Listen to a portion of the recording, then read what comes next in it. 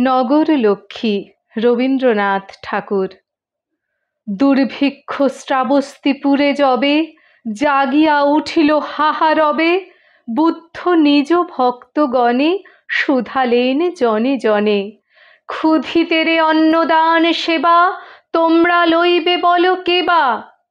শুনি তাহা রত্নাকর শেঠ করিয়া রহিল মাথা হেঁট।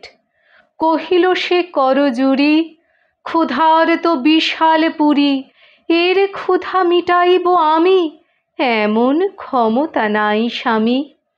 কহিল সামন্ত জয়সেন, যে আদেশ প্রভু করিছেন তাহা লইতাম শিরে, যদি মোর বুক চিরে রক্ত দিলে হতো কোনো কাজ, মোর ঘরে অন্ন কোথাজ। নিঃশ্বাসিয়া কহে ধর্মপাল, কি কব এমন দগ্ধ ভাল, আমার সোনার ক্ষেত শুষেছে অজন্মা প্রেত। রাজকর যোগানো কঠিন, হয়েছে অক্ষম দিনহীন।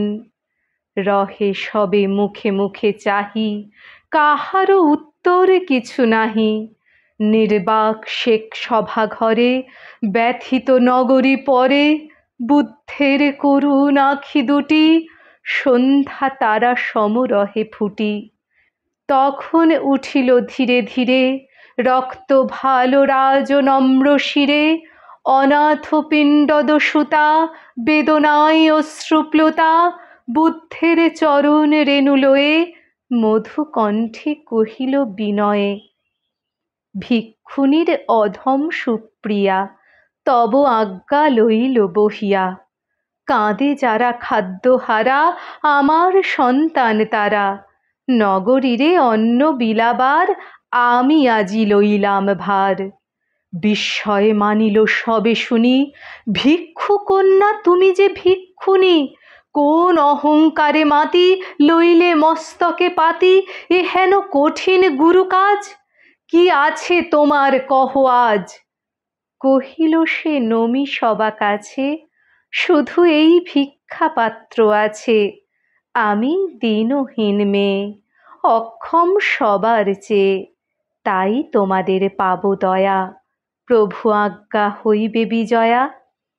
আমার ভাণ্ডার আছে ভরে তোমা সবাকার ঘরে ঘরে, তোমরা চাহিলে সবে এ পাত্র অক্ষয় হবে।